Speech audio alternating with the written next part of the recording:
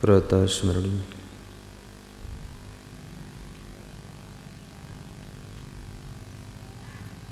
परम पूज्य सद्गुरु श्री क्षमादेव जी के पावन चरणों का आशीष लेकर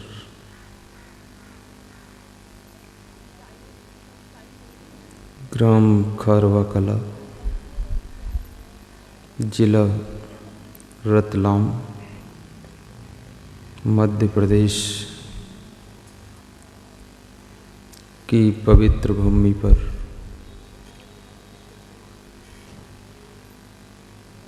आयोजक श्री कांतिलाल मालवी शिक्षक, उनकी धर्मपत्नी श्रीमती सावित्री देवी शिक्षिका, उनके सहयोगी सरपंच श्री नागूलाल मालवी, उप सरपंच श्री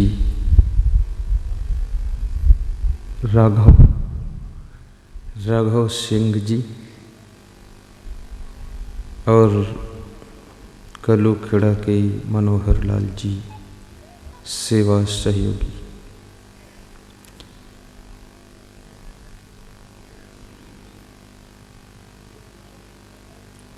बुद्ध मंगल में संत समाज, धर्म स्नेही बंधुओं,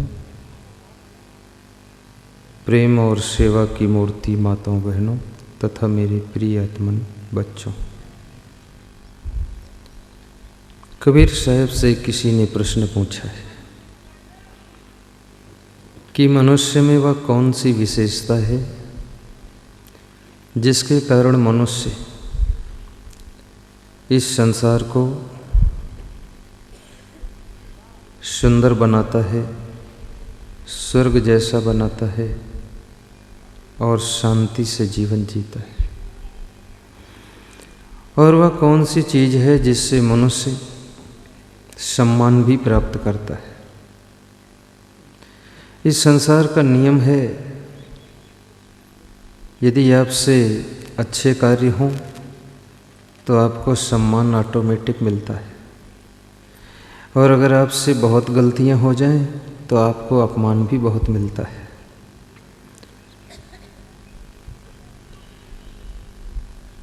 सम्मान और अपमान के बीच में मनुष्य की जिंदगी की सरिता प्रवाहित होती है। लेकिन मजे की बात यह है, सम्मान हर व्यक्ति को प्रिय है, अपमान किसी को अच्छा नहीं लगता है। परंतु मनुष्य अपमान जिन कार्यों से प्राप्त होता है वे कार्य उसको अच्छे लगते हैं, परंतु अपमान अच्छा नहीं लगता है। उसे बबूल बोना तो अच्छा लगता है, लेकिन बबूल के कांटे अच्छे नहीं लगते।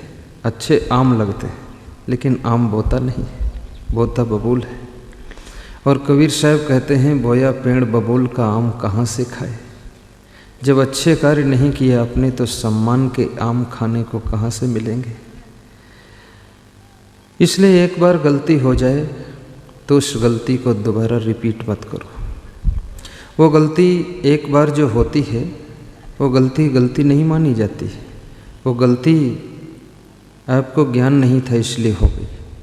लेकिन जब एक बार गलती हो गई और आप भी जान गए, सब जान गए, सब कहने लगे गलती आपसे हुई, दोबारा उस गलती को रिपीट अगर आपने फिर किया तो कहावत है, एक बार ठगावे सो 52 बेर कहावे। अब 52 बेर ठगावे वो गप्पू नाथ कहावे, फिर आप गप्पू नाथ हो गए। इसलिए गलतियों को संभालना भी जरूरी है। कबीर साहब से पूछा गया कि मनुष्य में कौन सी विशेषता है जिससे मनुष्य इस संसार में सम्मान पाता है, मनुष्य का आदर होता है और मनुष्य की महिमा पूरे संसार में फैली हुई है। तो कबीर साहब ने कहा, कोई और चीज़ नहीं है, केवल एक चीज़ ऐसी है जो मनुष्य के पास में जब विकसित होती है तो मनुष्य जिधर निकलता है उधर उसकी खुशबू फैलती है और जिसके पास में बैठ जाता है उसको शांति मिलती है और जहाँ पर निवास कर लेता है वहाँ स्वर्ग जैसा वातावरण बन जाता है। और उस चीज़ का नाम है क्या? वो मनुष्य के अंदर जो गुणों का गुलदस्ता है वो जब खिलता है तो मनुष्य पूरे संसार में शांति की सुगंध फैला देता है।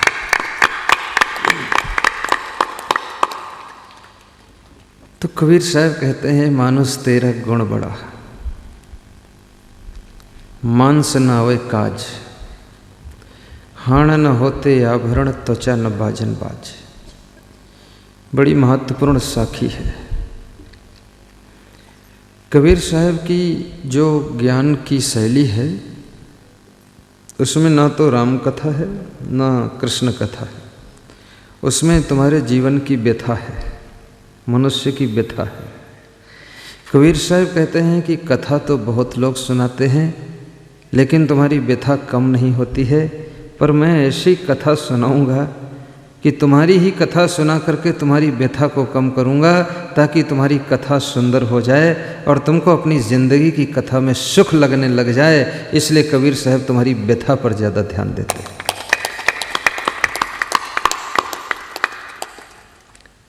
इसमें जब मैं प्रवचन देता हूं तो आप बार बार देखते होंगे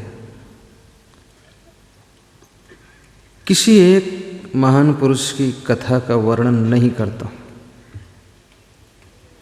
जहाँ जहाँ जिन जिन पॉइंटों की ज़रूरत पड़ती है उन पॉइंटों को ले लेता हूँ और उन पॉइंटों को लेकर के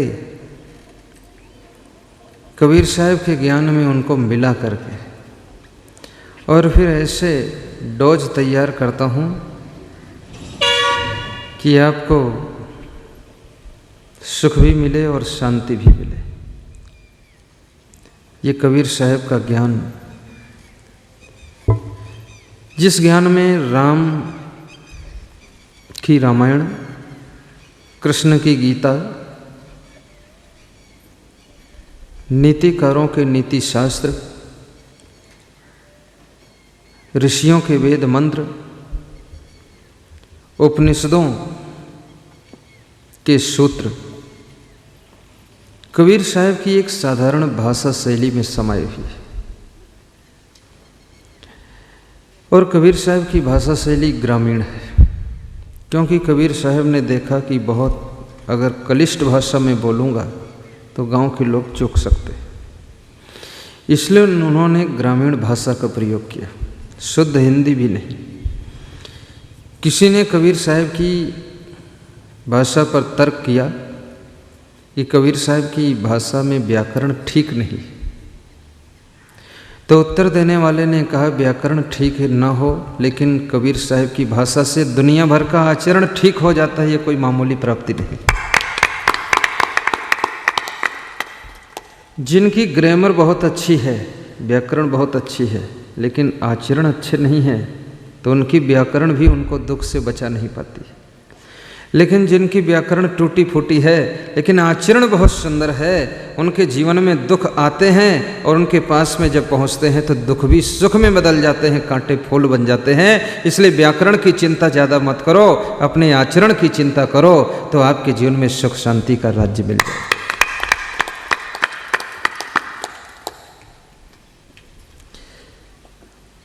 एक इंग्लिश पढ़ने वाला विद्यार्थी पूरी इंग्लिश की जानकारी नहीं कर पाया।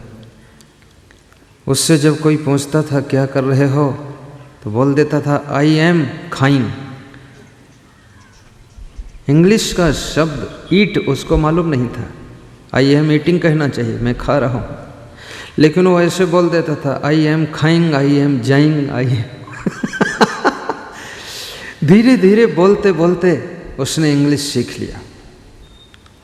छोटा सा बच्चा न हिंदी बोल पाता है, न इंग्लिश बोल पाता है, न संस्कृत बोल पाता है, लेकिन धीरे धीरे माँ बाप के साथ में सीखते सीखते वो बच्चा कितनी अच्छी हिंदी और कितनी अच्छी मालवा भाषा बोलने लग जाता है।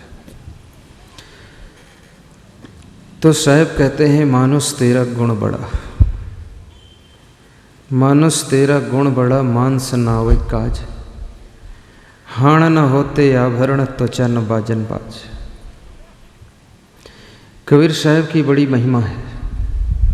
कबीर साहब इस शरीर के लिए बहुत गहराई से समझा रहे हैं कि हे इंसान, जिस शरीर का तू गर्व करता है, ये शरीर ज़्यादा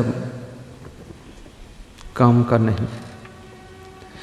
इस शरीर में जो गुण हैं वह महत्वपूर्ण है, लेकिन ये शरीर, इसका मांस भी काम नहीं आता है।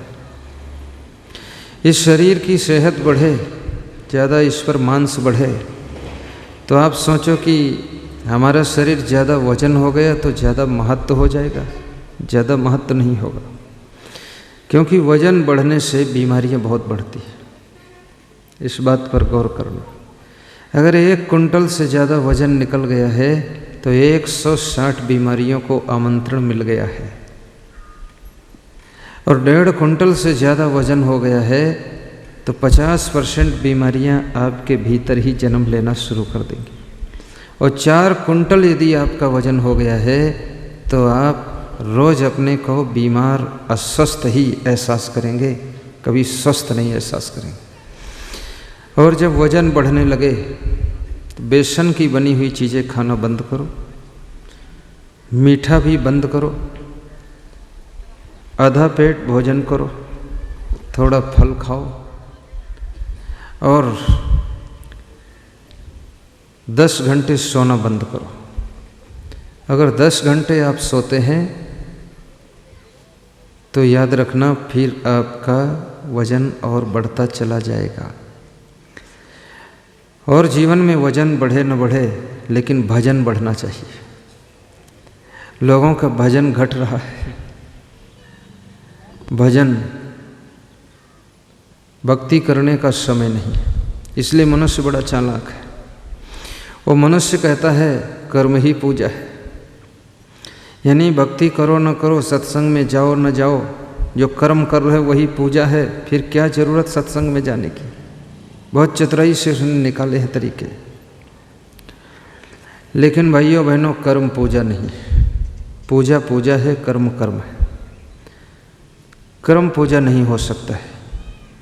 कोई कहे ये माइक ही हवाई जहाज़ है, माइक हवाई जहाज़ कैसे हो सकता है? माइक माइक है, वो बोलने के काम आता है, हवाई जहाज़ उड़ने के काम आता है। कर्म ही पूजा है ऐसा नहीं। पूजा के प्रभाव से जब मन पवित्र हो जाता है, तब तुम्हारे हाथों के द्वारा सुंदर पावन कर्मों की रचना होने लग जाती है। तब वही कर्म धर्म बन जाता है और भवसागर से आपको बेड़ा पार करने में मदद कर देता है। क्योंकि इस दुनिया में कर्म तो सब कर रहे हैं, जानवर भी कर्म कर रहे हैं, पंछी भी कर्म कर रहे हैं, चींटियाँ भी कर्म कर रही, दुकानदार दिन भर दुकान पर बैठे बैठे कर्म कर रहा।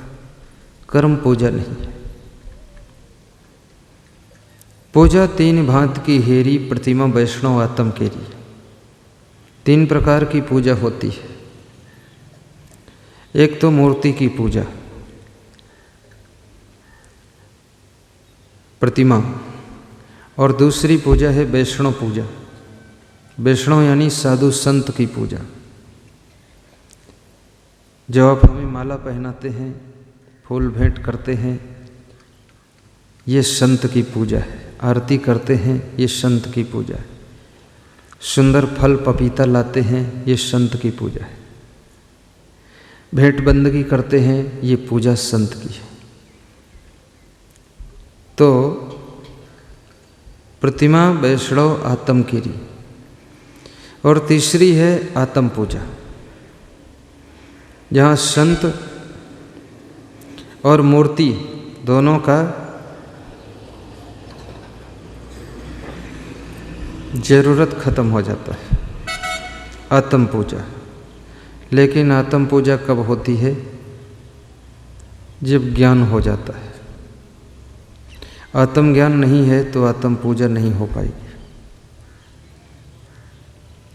इसलिए जिनको आत्म ज्ञान नहीं है, जब ध्यान लगाते हैं ना, तो उनका मन बहुत चंचलता करता है, क्योंकि आत्म ज्ञान तो है नहीं। पर किसी को देखा आंख बंद करके बैठा है तो वह भी आंख बंद करके बैठने लग गए। एक आदमी घर में बहुत ध्यान करता था, 2-2 घंटे ध्यान करे। घर के लोग बोले बड़ा ध्यानी है। लेकिन उस आदमी की पत्नी असंतुष्ट हो गई। उसने कहा 2 घंटे ध्यान करने की क्या ज़रूरत है, आधा घंटे बहुत, कुछ काम भी तो करना चाहिए। उसके मित्र मिलने आ जाए तो भी खबर मिल जाए कि वो ध्यान में है। मिलता भी नहीं था जल्दी, ध्यान में है तो कौन उसको छेड़े। तो एक दिन मित्रों ने पूछा तो इतना लंबा ध्यान क्यों लगाता है, तेरा ध्यान इतना लग जाता है 2-2 घंटे तक, तेरे भीतर शून्य हो जाता है। उसने कहा शून्य तो नहीं होता है। बोले फिर क्यों लगाता है इतना ध्यान? बोले ध्यान में बैठ जाता हूँ तो घर वालों के काम करने से बच जाता हूँ, अगर ध्यान न करूँ तो काम बहुत लेते हैं हमसे, इसलिए ध्यान करता हूँ। आपके टाइम टेबल की सेटिंग अगर गलत है, किसी विचारक ने कहा है मनुष्य कार्य की अधिकता से नहीं थकता है, मनुष्य कार्य की अनियमितता से थकता है। आप कार्य करने की शैली अगर ठीक नहीं संभाल पाए, कार्य करने का तरीका आपका सही नहीं है, तो एक छोटे से कार्य में आप फंसे रहोगे। एक कलेक्टर कह रहा था रोज़ सुबह केवल 1 घंटे में 24 घंटे का काम कर देता हूँ, बिल्कुल फ्री रहता हूँ। मैंने कहा कैसे? कहा सुबह बैठता हूँ, जो डाक आती फाइलें आती हैं फटाफट दस्तखत करता हूँ, बिल्कुल अलर्ट होकर। बोले फिर सत्संग करता हूँ, आपके साथ में 18-18 दिन घूमता हूँ, कोई टेंशन नहीं है। अब इनके काम करने का तरीका सही नहीं है तो 6-6 दिन की फाइलें डाक रोक लेते हैं, ढेर लग जाती हैं, उनमें उलझे रहते हैं। ताज़ा काम रखो, तुरंत करो फटाफट, काम को पेंडिंग में मत डालो। पेंडिंग में पड़ा हुआ काम तुम्हारे दिमाग की टेंशन का कारण बन जाता है। जितने काम तुम इकट्ठे करते जाओगे, ढेर लगाते जाओगे, डिपॉजिट करते जाओगे, वह सब काम आपके लिए टेंशन बनेंगे, दिमाग पर बोझा बनेंगे। इसलिए काम अगर आज होने वाला तो आज कर डालो, ताकि कल कोई नया काम शुभारंभ कर सको। लेकिन काम को अगर टालते रहोगे तो वो काम ऐसा टेंशन बनकर तैयार होगा कि आपके दिमाग को भी खा जाएगा और काम भी बिगड़ जाएगा। और एक बात मैं और कहूँगा, आप एक छोटी सी डायरी भी रखो, अपने बिस्तर के सिरहाने साइड में डायरी और पेन रखो, छोटी सी डायरी। आपके दिमाग में बहुत से कार्य जब बिस्तर पर आप लेटते हैं उस समय याद आते हैं, तो उन कार्यों को डायरी में तुरंत नोट कर दो। एक छोटी सी टार्च हो आपके पास, वो भी बिस्तर पर ही, टार्च जलाया, नोट किया। क्योंकि जो कार्य तुम यादगारी के लिए डायरी में नोट कर देते हो उसका वजन दिमाग पर हल्का हो जाता है। और जिसे नोट नहीं करते हो, रात भर तुम उसको सोचते रहते हो और कभी कभी विचार करते हो कल सुबह भूल न जाए, इसलिए मेमोरी पर बार बार लाते हो और उसी तनाव में आपको अच्छी नींद नहीं आती है। और जिस व्यक्ति को अच्छी नींद नहीं आती है उसका पूरा दिन खराब हो जाता है, दिन भर दिमाग उसका गरम रहता है, जो याद करना था वो भी भूल जाता है। इसलिए गहरी नींद लेना भी जरूरी। कार्य को स्पीड से करना भी सीखो। कार्यों के प्रति आलस्य और लापरवाही का परित्याग करो। आलस्य करने से कार्य बिगड़ता भी है और उस कार्य को पुनः संभालने में 10 गुना मेहनत, 10 गुना समय लॉस होता है। इसलिए समय का भी ख्याल रखो और कार्य को लगन से करो। आपके कार्य करने की शैली सरल भी होनी चाहिए और जो कार्य कुशल लोग हैं उनसे कार्य करने का तरीका भी सीखो। कई महिलाओं को बर्तन मांजते देखा गया, 10 कटोरी हैं, उनको मांजने में 10 मिनट लग जाता है। कटोरी को लेकर हाथ में पूछती हैं तुमको मांजूं कि न मांजूं। हे कटोरी देवी, तुम मेरे रोज पाले पड़ जाती हो, मेरा पिंड कब छूटेगा तुमसे। कटोरी देख करके क्रोध आ रहा है, जूठी थालियाँ देख करके गुस्सा आ रही है। पहले कटोरियों को नीचे फर्श पर पटक देते हैं, उसके बाद रो धोकर मांजते हैं। लेकिन कितनी महिलाओं को देखा गया 50 कटोरी 5 मिनट में मांज कर धोकर फट से रख देती हैं और हाथ धो करके फ्रेश होकर के फिर साफ सुथरा फुर्सत में खड़ी है। कुछ कार्य ऐसे हैं जिनको स्पीड से करिए, लगन से करिए और कार्य करने में आपको आनंद आना चाहिए। धीरू भाई अंबानी अपने कर्मचारियों से प्रायः पूछा करते थे कि कार्य करने में आनंद आ रहा है कि नहीं आ रहा है, और कर्मचारी उसका जवाब देते थे। उनके जवाब से ही धीरू भाई अंबानी समझ जाते थे कि ये आदमी हमारे पास में कार्य कर पाएगा कि नहीं कर पाएगा।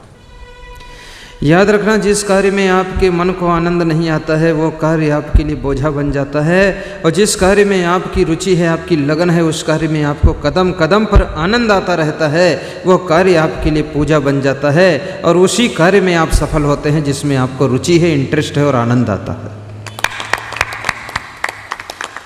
जबरदस्ती अगर आपके ऊपर कोई कार्य थोप दिया गया है तो आपको सफलता नहीं मिलेगी। एक बालक स्कूल में पढ़ रहा है, पढ़ने में कमज़ोर है, घर से ज़बरदस्ती दबाव डालकर उसको स्कूल भेजा जा रहा है, हर बार फेल होता है। वो क्लास में बैठता है तो अन्य बच्चों को भी डिस्टर्ब करता है, शिक्षक परेशान हो जाते हैं। शिक्षकों ने उसकी माँ को बुलाया और कहा कि अपने बच्चे को वापस ले जाओ, इसका नाम काट दूंगा, क्योंकि ये स्वयं नहीं पढ़ता है, वहाँ तक तो मैं बर्दाश्त कर सकता हूँ, पर ये दूसरे विद्यार्थियों को भी पढ़ने नहीं देता है, इतना शैतान है। लाख बार समझाया, मारपीट भी किया, लेकिन इसका सुधार नहीं हुआ। माँ दुखी हो गई कि पिताजी तो पहले ही मर चुके हैं, मैं विधवा हूँ, अनाथ बालक है, इसकी किस्मत फूटी हुई है। समझा कर ज़बरदस्ती स्कूल भेजती हूँ, स्कूल में भी ये सुधार नहीं कर पाया, पढ़ाई नहीं किया। बालक का नाम स्कूल से कट गया। बालक को लेकर के रोती हुई माँ अपने घर को आती है। गौर करो, माँ के मन में ऐसा हो गया कि ये बालक अब नहीं पढ़ेगा। माँ बाप के अंदर इच्छा रहती है कि मैंने पढ़ाई नहीं किया तो उसका कष्ट अब भी मिल रहा है, लेकिन मेरा बच्चा कम से कम पढ़ जाए तो उसका भविष्य अच्छा हो जाएगा। इसलिए माँ बाप अपने बेटे को पढ़ाने में ज़्यादा ख्याल करते हैं। और बचपन एक ऐसी अवस्था है जिसमें ज्ञान नहीं होता है, न पढ़ाई का महत्व मालूम है, न संयम का महत्व मालूम है। बचपन तो बहारों का है, और बहारों में लहरें हैं, लहरों में बहाव है, बहाव में डूब जाओगे। इसलिए बचपन में जितनी गलतियां होती हैं उतनी जवानी में नहीं होती, जवानी में जितनी होती उतनी बुढ़ापे में नहीं होती, बुढ़ापे में जितनी होती उतनी मरते समय नहीं होती, क्योंकि तुम पकते चले जाते हो, समझते चले जाते हो, होशियार होते चले जाते हो, तुम्हारा अनुभव बढ़ता चला जाता है। इसलिए कहते हैं जिनको जल्दी से आगे बढ़ना है, स्पीड से आगे बढ़ना है, बहुत विकास करना है, वे लोग बूढ़े लोगों से संपर्क रखें, संबंध रखें। अगर आपकी उम्र 15 साल है और आप 50 साल वालों का, 70 साल 80 साल वालों का संबंध रखते हैं तो 80 साल का अनुभव आपको 15 साल की उम्र में प्राप्त हो जाएगा। वो भी बिना मेहनत के उन बूढ़ों के द्वारा आपको अनुभव मिलेगा प्रसाद के रूप में। इसलिए बुजुर्गों का सम्मान करना चाहिए और उनके 80 साल के अनुभव को 15 साल की उम्र में प्राप्त करके आगे स्पीड से बढ़ जाना चाहिए।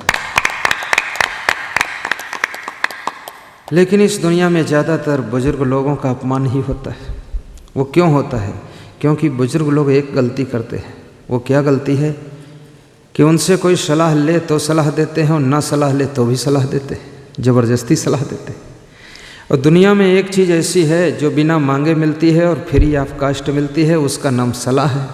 तुम किसी से पूछो न पूछो लेकिन सलाह आपको दे देगा। तुम अगर किसी से डॉक्टर की चर्चा करो तो एक अच्छे डॉक्टर का पता बता देगा, कहेगा वहाँ चले जाओ, सलाह दे देगा। तुम दवाई की चर्चा करो, वो कोई दवाई की सलाह भी बता देगा। तुम जिस चारे में चर्चा करो वो तुरंत सलाह आपको जोड़ देगा आदमी। ये बिना मांगे सलाह मिलती है।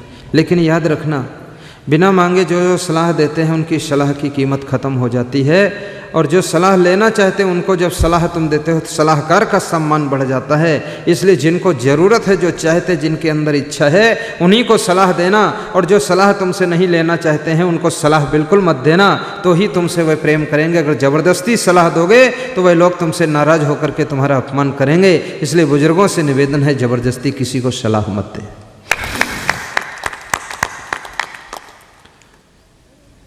आपके घर में जो लाड़ी है वो सासू से क्यों नाराज़ हो जाती है?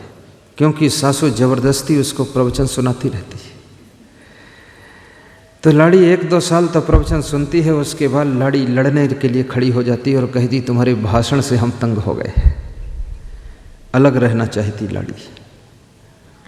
आप कम बोलिए, आपकी बोली सुनने के लिए लोग इंतज़ार में रहे। हमारे यहाँ एक संत थे, हमारे गुरुदेव के गुरु, जिनका नाम था विशाल देव। वे बहुत कम बोलते थे और उसी से बोलते थे जो सुनना चाहता हो, और तर्क करे तो बिल्कुल नहीं बोलते थे, और सुनना नहीं चाहता तो उससे उसका परिचय भी नहीं पूछते थे। छत्तीसगढ़ से 36 भक्त उनके दर्शन करने के लिए आए। 3 दिन रहे, चौथे दिन विदा हो रहे थे, लेकिन वह किसी भक्त से बोले नहीं। खाली भक्तों ने दूर से दर्शन किया बस। बहुत वैराग्यवान संत थे, कोई चीज़ से उनको मतलब खास नहीं रहता था। आओ या जाओ, रहो न रहो, कभी मत आओ, कोई लफड़ा नहीं। हाँ, न किसी से राग न द्वेष, न मोह न प्रेम, न कुछ, न बैर। ऐसे संत। भक्त लोगों ने विशाल देव की कुटी के पीछे जा कर के आपस में चर्चा किया कि बहुत अच्छा लगा, शांति मिली, सुख मिला। लेकिन एक बात का दुख रहा कि गुरुदेव की बोली नहीं सुने हम लोग, आवाज़ नहीं सुने, कैसे बोलते हैं। तो विशाल देव की कुटिया के पीछे भक्त लोग आपस में चर्चा कर रहे थे। विशाल देव ने ये शब्द सुन लिए। महान पुरुषों का स्वभाव भी सरल होता है, मन बड़ा कोमल होता है। सुन लिए तो कुटिया से बाहर निकले और अपने शिष्य से बोले, जो उनकी सेवा में शिष्य थे। सद्गुरु श्री क्षमा देव जी उनके शिष्य थे, जो मेरे गुरुदेव हैं। उनसे बोले कि वो छत्तीसगढ़ के भक्तों को बुलाओ, जरा यहाँ बिठाओ। बुला करके लाए, बिठाया। छत्तीसगढ़ के भक्तों से पूछा कब आए थे? बोले 3 दिन हो गए साहेब, आज विदा हो रहे। बोले और रुको 1 दिन। भक्तों ने कहा साहेब घर में काम है, जाना है, आपकी बोली सुनना चाहते थे। तो विशाल देव ने कहा ठीक है, बोली सुनना चाहते हो, जिस भाव को ले करके तुम यहाँ दर्शन करने आए हो, जिस भाव के साथ में तुमने दर्शन किया है, जिस भाव के साथ में यहाँ से वियोग हो रहा, विदा हो रहे हो, इस भाव को जिंदगी भर संभालते रहना तो तुम्हारा स्वभाव सुंदर बना रहेगा, प्रभाव सुंदर बना रहेगा, जिंदगी में किसी चीज़ का अभाव नहीं रहेगा। जाओ प्यारे शिष्यों, तुम छत्तीसगढ़ के भक्तों, अब जिंदगी में कभी आना ना आना, लेकिन इतना जरूर याद रखना, ये भाव तुम्हारा घटने न पाए तो समझ लो तुम्हारे दिलों में ही मेरा निवास है, वहीं जाकर भक्ति करो। इस तरह से विशाल देव बड़ी मुश्किल से बोलते थे, तो लोग उनकी बातों को सुनना चाहते थे। कम बोलना भी जरूरी है। अधिक बोलने से आपको लोग क्रैक माइंड भी कहने लग जाते हैं,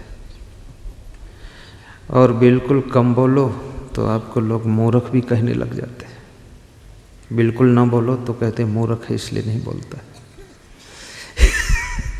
इसलिए मीडियम रहो, जहाँ ज़रूरत हो वहाँ बोलो भी, जहाँ कम ज़रूरत कम बोलो, जहाँ नहीं ज़रूरत तहाँ मत बोलो।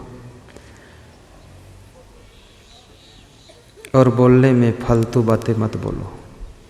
फालतू बातें बोलोगे वे बातें आपको उलझन में डाल देंगी, असमंजस में डाल देंगी।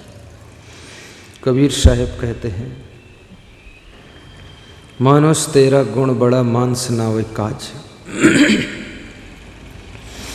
हे मानो तेरे गुणों की महिमा है, तेरा मांस काम नहीं आता है, तेरी त्वचा के ढोल बाजे तबले नहीं बनते, और तेरी हड्डियां भी काम नहीं आती, हड्डियों के जेवर और आभूषण नहीं बनते हैं। मनुष्य की हड्डियां बहुत ज़्यादा कीमती नहीं। इस भारत देश में मांसाहारी लोग भी बहुत हो गए और मांसाहार बहुत है। किसी मांसाहारी से किसी ने कहा कि मांस क्यों खाते हो, तो उसने बड़े करुणा भाव से कहा कि अगर हम मांस नहीं खाएंगे तो मछलियों का क्या होगा, मुर्गियों का क्या होगा, ये किस काम आएंगी, ये बकरी बकरा किस काम आएंगे, इनका हम सदुपयोग करते हैं। हम तो भारत के सर्वश्रेष्ठ प्राणी हैं जो इनका उपयोग कर लेते हैं, अन्यथा ये फालतू है। तो मैंने उनसे पूछा, आपके घर में जो बूढ़े बुजुर्ग हैं, कमज़ोर हैं, काम नहीं कर पाते, तो वह अब क्या काम आएंगे? ऐसा सोच कर क्या उनको मारकर खा जाओगे? वो क्या काम आएंगे? ये कोई तुम्हारी ठेकेदारी है? क्या काम आएंगे?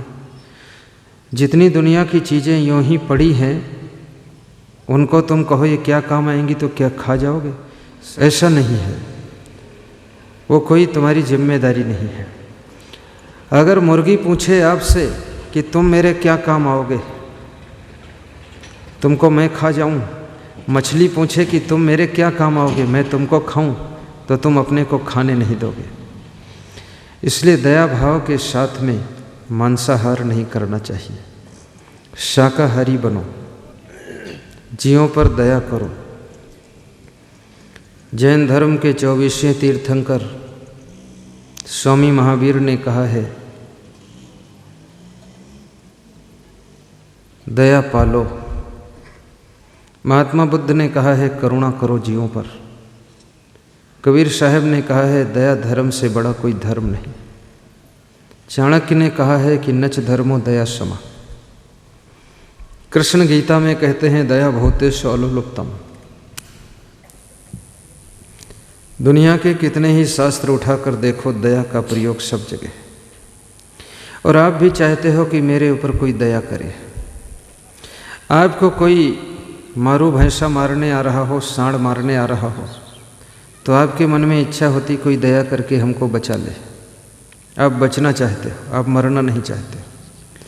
लेकिन जो आदमी अपने आप को बचाना चाहता है, वो आदमी न जाने कितने अंडे, न जाने कितनी मुर्गियां, न जाने कितनी बकरियां, न जाने कितनी भेड़, न जाने कितने मछलियों को खाकर ख़त्म कर देता है।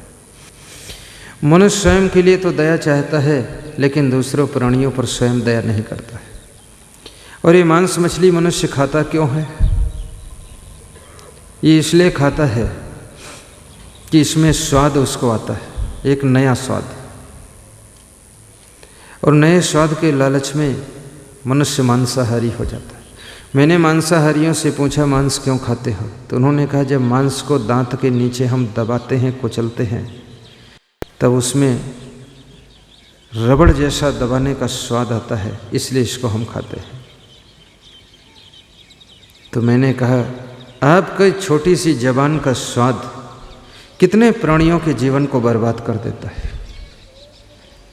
आप एक जीवा के लालच में पड़ करके अनेक प्राणियों की जीवों की हत्या कर देते हैं। ये बहुत बड़ा पाप है। इसलिए कबीर साहब ने कहा कि जीव दया और आत्म पूजा, कहें कबीर धर्म नहीं दूजा। कई लोगों का कहना है कि मांस मछली में विटामिन प्रोटीन बहुत होता है। विटामिन प्रोटीन भाइयों बहनों कुछ भी नहीं है। आपको मैं सच बताता हूँ, बालक बचपन में माँ का केवल दूध पीता है, लेकिन उसकी जैसी सेहत रहती है, चेहरा चमकता है। तुम जिंदगी भर न जाने कितने कितने प्रकार की चीज़ें खाते हो, आपकी सेहत बिगड़ती चली जाती है। और विटामिन प्रोटीन की ताकत के लालच में अगर तुम मांस खाते हो, तो मैं आपसे पूछना चाहूँगा कि हाथी घास खाता है, पत्ते खाता है, गन्ना खाता है, और हाथी के पास में कितनी ताकत है। मांस मछली अंडा खाने वालों को हाथी से कुश्ती लड़ा दिया जाए, हाथी घास फूस खाता है। हाथी एक बार सूंड में लपेट करके फेंकेगा तो 50 फीट दूर गिरोगे, सारे अंडे निकल कर बाहर आ जाएंगे। जितनी ताकत है सब निकल जाएगी। मनुष्य के जीवन में अधिक ताकत का महत्व नहीं है। मनुष्य के जीवन में बुद्धि का महत्व है, गुणों का महत्व है, आपके सुंदर स्वभाव का महत्व है। ताकत हाथी से ज़्यादा आपके थोड़े है, लेकिन फिर भी मनुष्य हाथी को अपने बस में कर लेता है। हाथी की पीठ पर सवारी करता है मनुष्य, घोड़े की पीठ पर सवारी करता है मनुष्य, शेर को बस में करता है मनुष्य। कैसे करता है? उसके पास इतनी बुद्धि है, उस सबको बस में कर लेता है।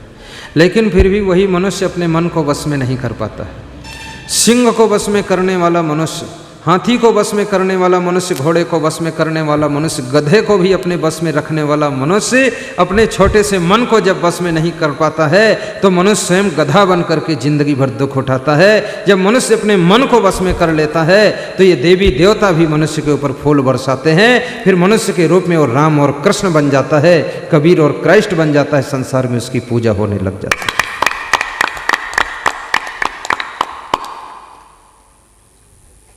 आप बुद्धिमान हैं, सच है, आपकी बुद्धि का महत्व है।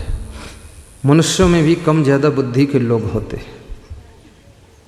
एक वह लोग हैं बुद्धिमान जिन्होंने माइक बनाया है, दूसरे वह बुद्धिमान हैं जो माइक को चलाते हैं, माइक को चलाते हैं, तीसरे वह हैं जो माइक में बोलते हैं, चौथे वह हैं जो माइक का रख रखाव करते हैं।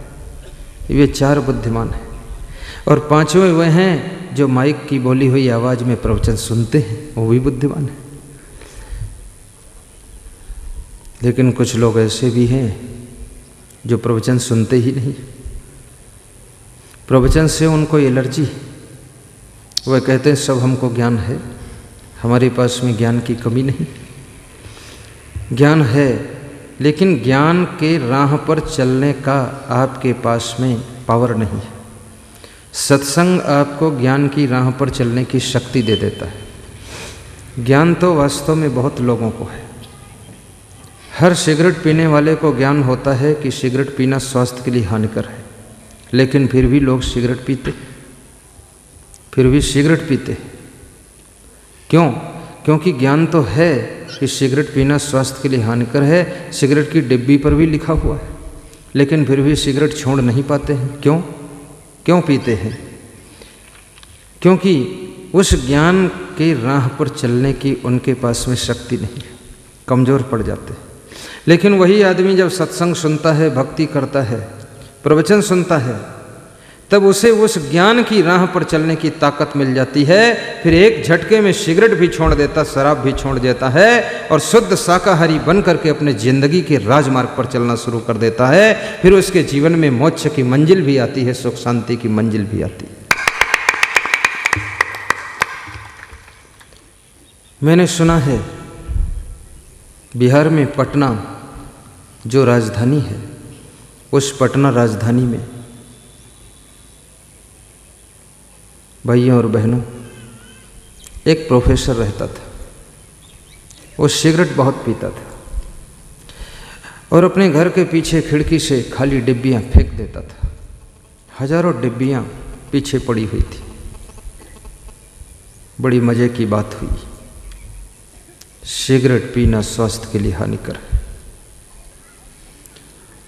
एक गरीब भिखारी जैसा आदमी उन सिगरेट की खाली डिब्बियों को बोरियों में भर रहा था।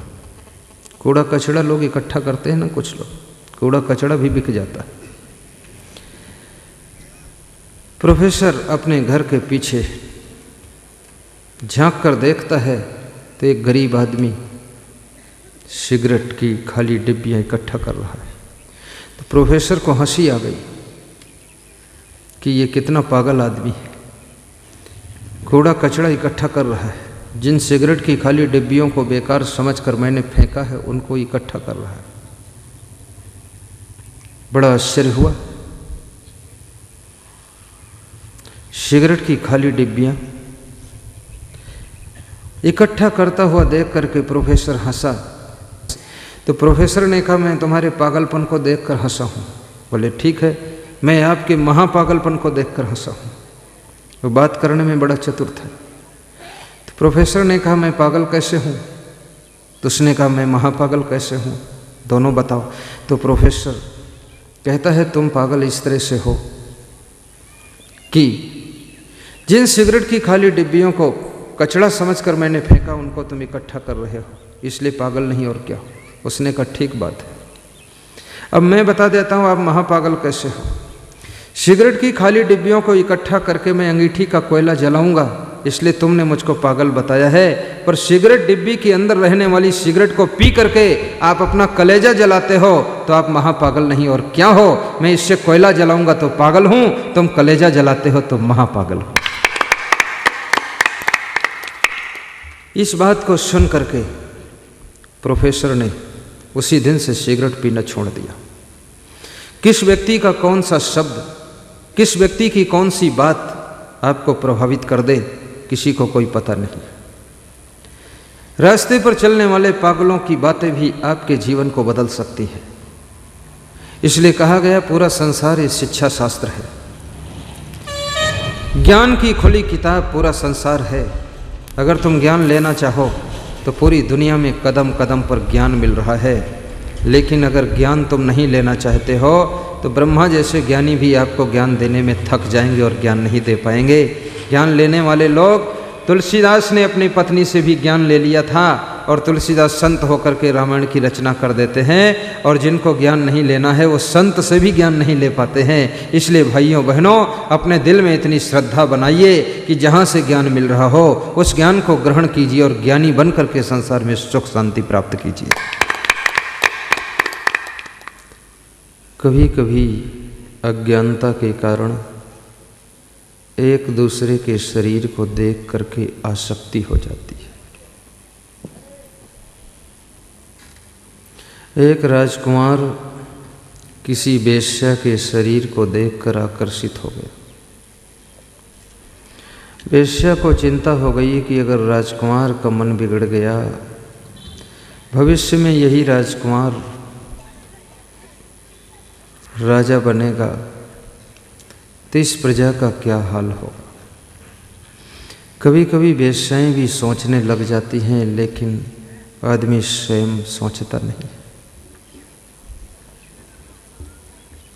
वेश्या ने सोचा इस राजकुमार को अपने आकर्षण से कैसे दूर किया जाए। तो वेश्या ने एक जुलाब की गोली लिया और रात भर उसको 20 बार लैट्रिन जाना पड़ा। एक मटके में उसने पतले पतले 10 लैट्रिन भर के रख दिया। 20 बार लैट्रिन जाने के कारण वेश्या के शरीर का नूर खत्म हो गया, चमक खत्म हो गई, चेहरे पर झुर्रियां आ गईं, आंखें गड्ढों में धंस गईं। जब दूसरे दिन राजकुमार आया, वो वेश्या को देख करके बोला कि तुम वही हो कि दूसरी हो। वेश्या ने कहा मैं वही हूँ। तो राजकुमार ने कहा तुम्हारे रूप की सुंदरता कहाँ चली गई है? जिसको मैं देखने के लिए रोज आता था वो तो आज है नहीं सुंदरता। वेश्या ने कहा तुम रोज देखने के लिए आते थे, तुमको मेहनत पड़ती थी, उस सुंदरता को मैंने एक मटके में भर के रख दिया है। ये मटका ले जाओ, इसको रोज वहाँ खोल कर सुंदरता का दर्शन कर लेना, देख लेना। तो राजकुमार उस मटके के पास में गया और मटके का ढक्कन खोल कर देखा तो उसमें से लैट्रिन की टट्टी की सब बदबू नाक में भर गई। तो राजकुमार ने कहा कि इसमें तो लैट्रिन है। तो वेश्या ने कहा कि इतना ही आइटम मेरे शरीर से बाहर हुआ है और सुंदरता और चमक सब चली गई है। इसी में सुंदरता थी, वही मैंने आइटम बाहर करके आपको दे दिया। इसको ले जाओ, सूंघते रहना और देखते रहना। राजकुमार के भीतर का मोह खत्म हो गया। उस बात से ज्ञान हो गया। राजकुमार को पता चला कि ये सुंदरता क्या है। भाइयों बहनों, याद रखना, संसार की सुंदर चीज़ों को प्रयोग कीजिए, लेकिन सुंदर चीज़ों के लिए पागल मत होइए। और किसी एक दूसरे की सुंदरता को देख करके अपने जीवन को कहीं बदसूरत न बना लेना। जैसे राम की सुंदरता को देख करके शूर्पणखा राम के साथ में विवाह करने की जिद करती है। राम के इशारे से लक्ष्मण ने शूर्पणखा के नाक कान काट लिए। तो शूर्पणखा राम की सुंदरता में मोहित थी, लेकिन शूर्पणखा स्वयं अपनी सुंदरता को खो देती है, नाक कान कट जाते हैं। याद रखना, जो दूसरों की सुंदरता में मोहित होता है वो अपने जीवन की सुंदरता को खो देता है। इसलिए अपने जीवन की सुंदरता को बचाना है तो कहीं पर मोहित मत होना। आप विवेक करके संसार में जीना तो आपकी सुंदरता सदैव बनी रहेगी, आप सुखी रहेंगे।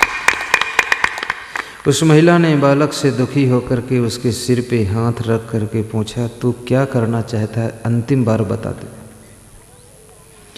तो उस बालक ने कहा कि मैं वैज्ञानिक बनना चाहता हूँ। तो उस महिला को हंसी आ गई, बोले एक अक्षर तक पढ़ा नहीं है, वैज्ञानिक बनना चाहता है।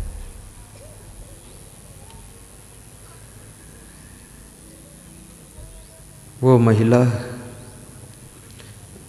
कहती है तू वैज्ञानिक बनेगा तो कैसे बनेगा? तो उस बालक ने कहा मुझे किसी कुशल वैज्ञानिक के पास में पहुंचा दीजिए। माँ ने बालक को ले जाकर के कुशल वैज्ञानिक के हाथ में सौंप दिया। उस वैज्ञानिक ने उस बालक को देखा और कहा कि आपके बालक में वैज्ञानिक बनने की संभावना छिपी है कि नहीं है, ये मैं कल बता दूंगा, कल आना। उस बालक को वैज्ञानिक ने झाड़ू दिया और कपड़ा दिया और कहा विज्ञान प्रयोगशाला की सफाई करो। महिला अपने बालक को छोड़ करके घर को वापस आ गई। रात भर सोचती रही कि क्या होगा कल रिजल्ट। सवेरा हुआ, महिला फिर पहुंची वैज्ञानिक के पास, पूछा बालक कैसा है? वैज्ञानिक हंसा और बोला कि इस बालक को छोड़ दो, ये मेरे से बड़ा वैज्ञानिक बनेगा। बोले अनपढ़ है? बोले पढ़ने की ज़रूरत ही नहीं, पढ़ाई भी बाधा डालती वैज्ञानिक बनने में, इसको छोड़ो आप, जाओ। छोड़ दिया, बालक चला गया। बालक माँ के पैर छू लेता है, माँ चली जाती है।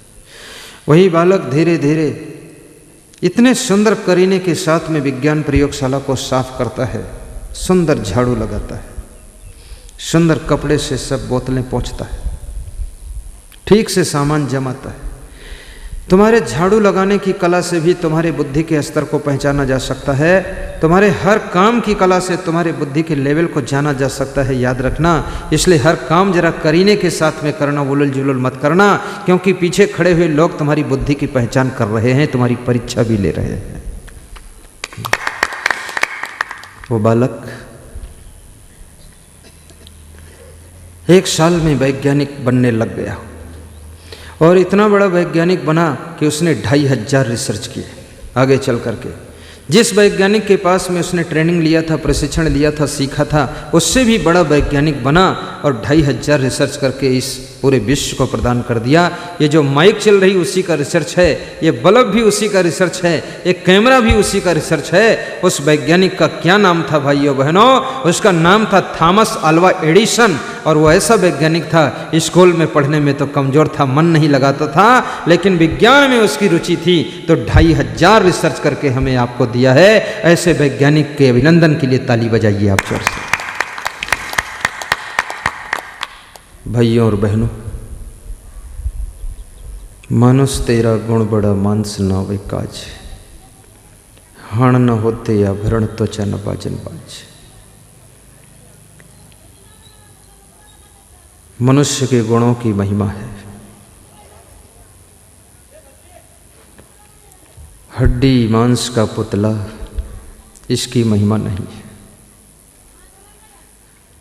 हर स्त्री को भी अपने भीतर गुणों का विकास करना चाहिए और गुणों की महिमा हर फील्ड में है।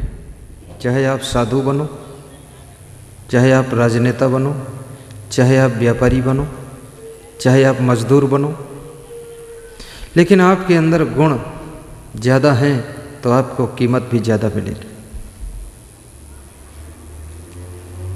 जिम फार्ले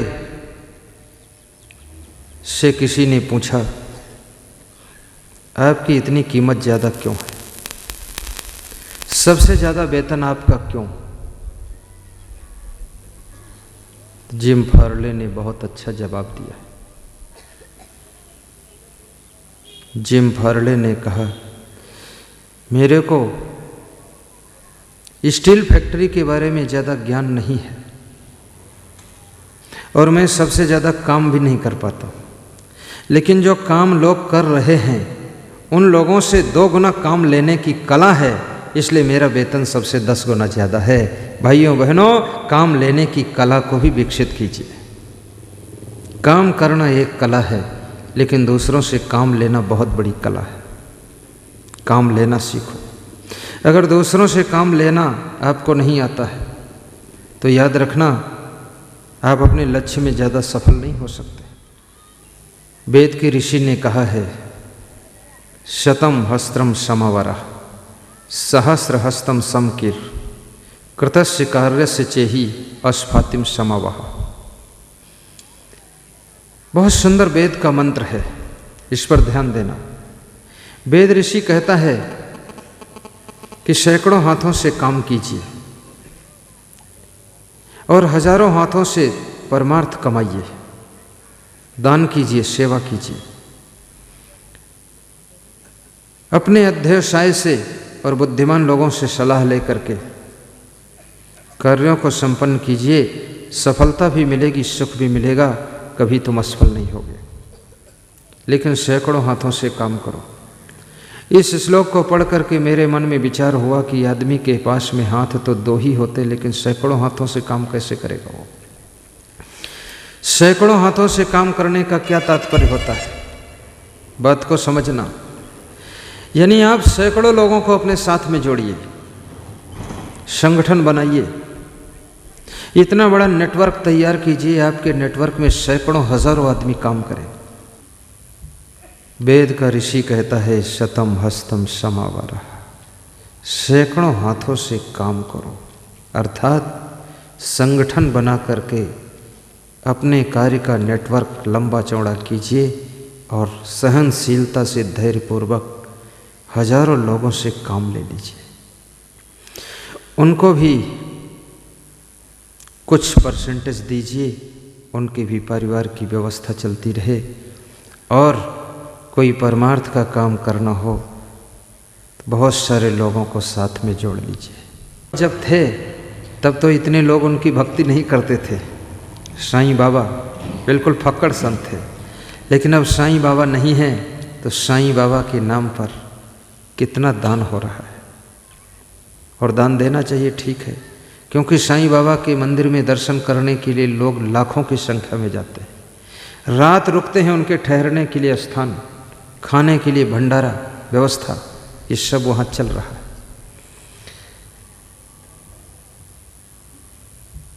वेद का ऋषि कहता है शतम हस्तम समावरः, सैकड़ों हाथों से काम करो, अर्थात संगठन बना करके अपने कार्य का नेटवर्क लंबा चौड़ा कीजिए और सहनशीलता से धैर्यपूर्वक हजारों लोगों से काम ले लीजिए।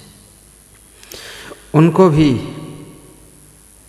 कुछ परसेंटेज दीजिए, उनके भी परिवार की व्यवस्था चलती रहे। और कोई परमार्थ का काम करना हो तो बहुत सारे लोगों को साथ में जोड़ लीजिए। अभी यहाँ पर समागम हो रहा है, ये परमार्थ का समागम है, धर्मार्थ का समागम है।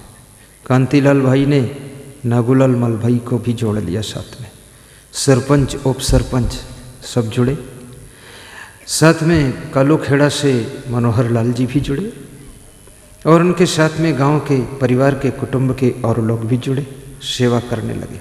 कल एक बालक मुझे अपनी मारुति कार में बिठा कर ले गया। मैंने पूछा उससे, कहाँ रहते हो? बोले यहीं रहता हूँ। मैंने कहा घर कहाँ? बोले सामने। हमने कहा आपकी कार अच्छी है, आप बहुत अच्छे आदमी। भले सन 2004 की कार है स्वामी जी। तो हमने कहा कंडीशन बहुत अच्छी है। बोले आपकी कृपा है। हमने कहा आपने मेरी सेवा में कार लगाई? बोले ये सौभाग्य है, कार कहीं न कहीं तो लगनी ही है, लेकिन आप जैसे संत की सेवा में आज लग गई तो मेरी कार भी धन्य है, मैं भी धन्य हो गया। गांव में कोई एक व्यक्ति संत को बुलाता है, लेकिन अनेक लोगों को दर्शन मिलते हैं, अनेक लोगों को सेवा का मौका मिलता है, अनेक लोगों को पुण्य करने का मौका मिलता है, सत्संग सुनने का मौका मिलता है, अनेक लोगों को दान करने का भी अवसर मिलता है। अगर आप मेरे को सब दान देना चाहते और मैं आता ही नहीं तो आप मुझे कैसे दे सकते थे? लेकिन किसी ने मुझको बुलाया, अब आप मेरे चरणों में दान करते हैं, नहीं तो आप अपना 50 रुपये लेकर के हमको कहाँ ढूंढते। अगर ये 50 रुपये दान देने के लिए आप नेपाल बॉर्डर आते तो 700 रुपये तो किराया लग जाता आपका। तो कहावत यही कि टके की बुलबुल और 9 टके उड़ाने के। बुलबुल पंछी होती है, चिड़ियाँ होती है, 1 टके की बुलबुल है और उसको उड़ाने में 9 टके खर्च हो गए। तो बुद्धिमान व्यक्ति ने कहा इसको उड़ाओ मत, बैठी रहने दो, कम से कम 1 टके का नुकसान हो जाए तो हो जाए, पर 9 टके ना जाए। आज यहाँ पर इन्होंने बुला लिया, आपको कितना सस्ता सत्संग मिल गया, ज़्यादा किराया भाड़ा आपका नहीं लगा, टाइम बर्बाद नहीं हुआ। जैसे हमारे आलोट से भक्त जी आए हुए हैं, शिंदे जी, बहुत बड़ी उनकी श्रद्धा है। आलोट पास में यहाँ से है 15-20 किलोमीटर। वहाँ से यहाँ आने में उनको बड़ी सुविधा रही। सत्संग का लाभ लिया। बरडिया राठौर के भक्त, खजूरी सोलंकी के भक्त, काबुल खेड़ी के भागीरथ भक्त, ये सारे भक्तों को यहाँ पर लाभ मिल गया, आसानी से मिला। गंगा तो भागीरथ ने प्रयास करके, साधना करके, तपस्या करके शिव जी की जटा से निकाला था, गंगा को प्रवाहित करवा दिया। अब स्नान तो सबको आसानी से करने को मिल जाती है। नहीं, शिव जी की जटा में छिपी हुई गंगा थी तो उनकी जटा में कौन नहाने जाता उस गंगा में। गंगा शिव की जटा से निकालना ही एक कला था। ऐसे भाइयों बहनों, मेरे को बुलाना और सत्संग की गंगा को बहाना, ये भी एक कला था। वो कांतिलाल भाई और सावित्री देवी ने करके दिखाया। थोड़ा जोरदार ताली बजाया करो आप लोग। आपकी ताली में दम होनी चाहिए। आपकी ताली ऐसे है लगता है उसकी जान निकल गई। ताली बजाने से बहुत फायदे हैं, लेकिन नहीं बजाओगे तो नुकसान हमें क्या करना। ताली बजाने से आपको बीपी की बीमारी नहीं होगी। बीपी आपका कंप्लीट रहेगा। ये पॉइंट होते हैं सब, एक को पंक्चर हो जाते हैं, दब जाते हैं, बीपी खत्म हो जाती, कंप्लीट बीपी रहेगी, ना लो ना हाई। दूसरा फायदा, ताली बजाने से डायबिटीज़ कंट्रोल होता है। तीसरा फायदा, बहुत बड़ा फायदा, कि ताली बजाने से आपका मन खुश होता है। और चौथा फायदा, ताली बजाने से आपका अहंकार भी खत्म हो जाता है। और पांचवा फायदा, ताली बजाने से आप खुशियों से भर जाते हैं, आपकी टेंशन भी कम हो जाती है। और ताली बजाने से एक और सबसे बड़ा फायदा है कि आपका डाइजेशन सिस्टम कंप्लीट हो जाता है। और ताली बजाने से आपका सिर दर्द सही हो जाता है। ताली बजाने से जॉइंटों का दर्द खत्म होता है। इसलिए दमदार ताली बजाना चाहिए। आपके हाथों में चोट लगनी चाहिए। तुम ऐसे बजाते जैसे मलहम लगा रहे। हाँ, हाथ में चोट लगे, जोर से चटाका बीते। बोलो राघवराम।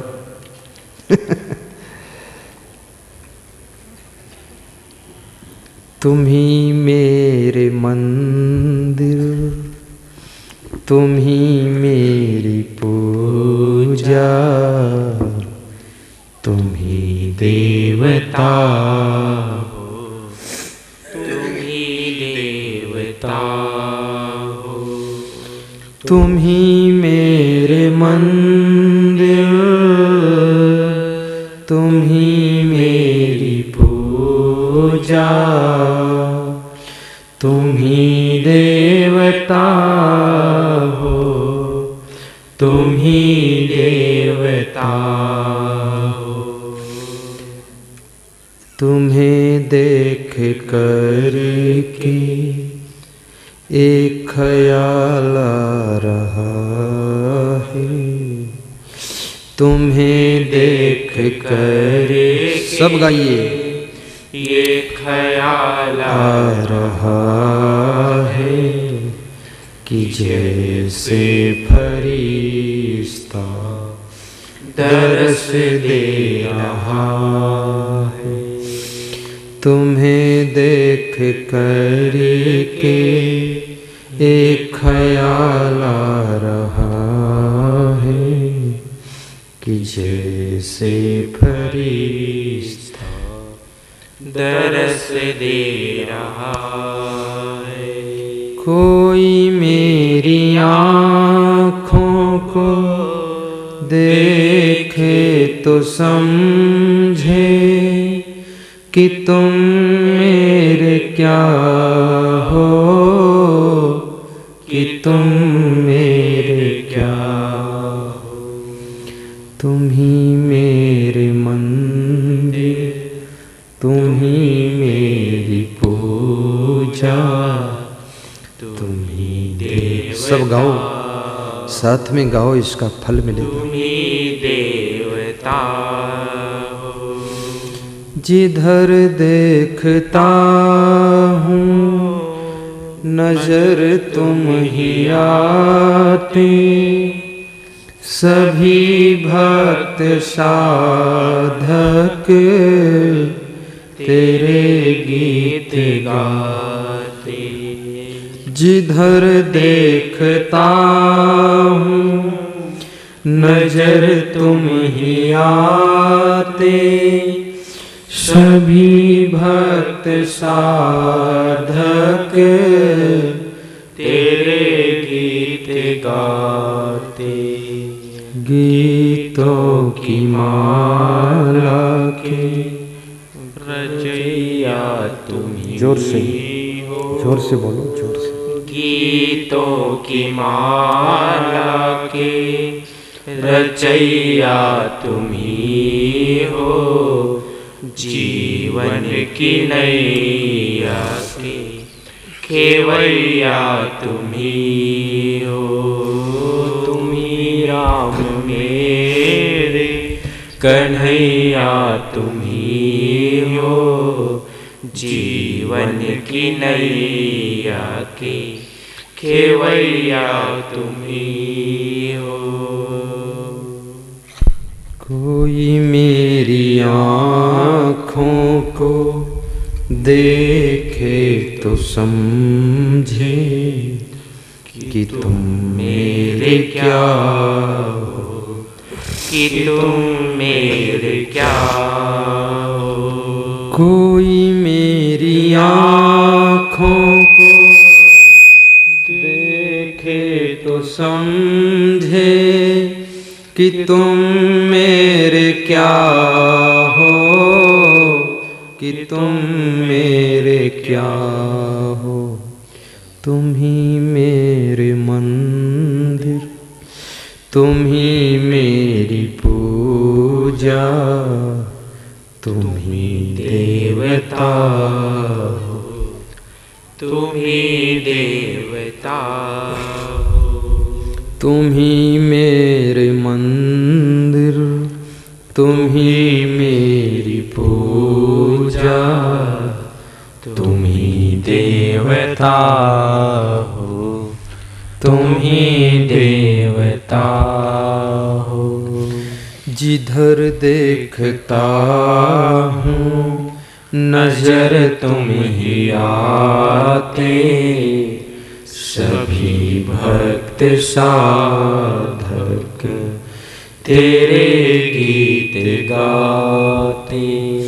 जिधर देखता हूँ नजर तुम ही आते, सभी भक्त साधक तेरे गीत गाते। तुम ही मेरे मंदिर, तुम ही मेरी पूजा, तुम ही देवता हो, तुम ही देवता हो। बोलिए सद्गुरु भगवान की जय। सद्गुरु कबीर साहिब की जय। सद्गुरु क्षमा साहिब की जय। संत समाज की जय। भक्त भगवान की जय। आज की आनंद की जय। साहिब बंदगी साहिब।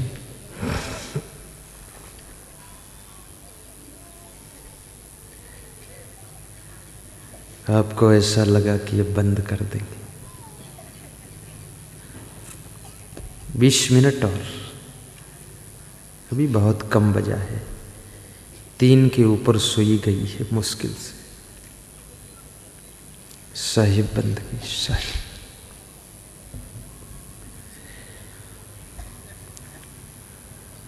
मानुष तेरा गुण बड़ा मांस ना वही काज, हाण न होते आभरण त्वचा न बाजन बाज।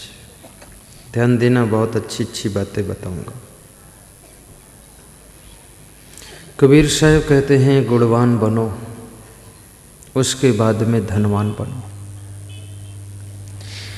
यदि आप गुणवान नहीं हैं और धनवान बन गए तो याद रखना ये धन आपका नुकसान करेगा। धन आपको शराबी बना देगा, धन आपको जुआरी बना देगा, धन आपको गुंडा बना देगा, लफंगा बना देगा। पहले गुणवान बनो, उसके बाद में धनवान बनो। पहले गुणवान बनो, उसके बाद में पहलवान बनो, अन्यथा आपकी पहलवानी का बल दूसरों को दुख देगा। पहले गुणवान बनो, उसके बाद में नेता बनो। अन्यथा तुम नेता बन गए और गुणवान नहीं हो तो नेता बन करके ऐसी उल्टी पलटी राजनीति करोगे कि पूरा राष्ट्र भी संकट में पड़ जाएगा और प्रजा दुख ही पाएगी।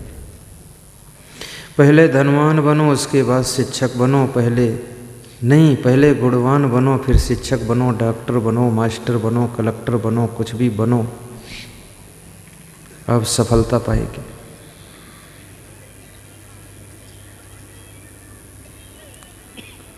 मनुष्य स्वयं गुणवान हो न हो, लेकिन गुणवान की तलाश कर रहा है। एक चोर भी अपने साथ में ईमानदार आदमी की तलाश करता है। चोर भी चाहता है कि अगर मेरे साथ भी दूसरा चोर होगा तो मेरा सामान भी चुरा लेगा। इसलिए चोर भी ईमानदारी के गुण को महत्व देता है। सुबह से लेकर शाम तक झूठ बोलने वाला व्यक्ति भी चाहता है मेरे से जो कोई बोले वो सच बोले, उसको भी सत्य का गुण चाहिए। कितना ही आलसी आदमी हो, लेकिन वो भी चाहता है हमको जो मिले, हमारे साथ काम करे, वो परिश्रमी होना चाहिए, उसमें परिश्रम का गुण। आलसी भी श्रम करने वाले गुणक व्यक्ति को पसंद करता है। कबीर साहब में कितने गुण थे। कबीर साहब में विनम्रता का गुण बहुत था। कबीर साहब बहुत नम्र थे।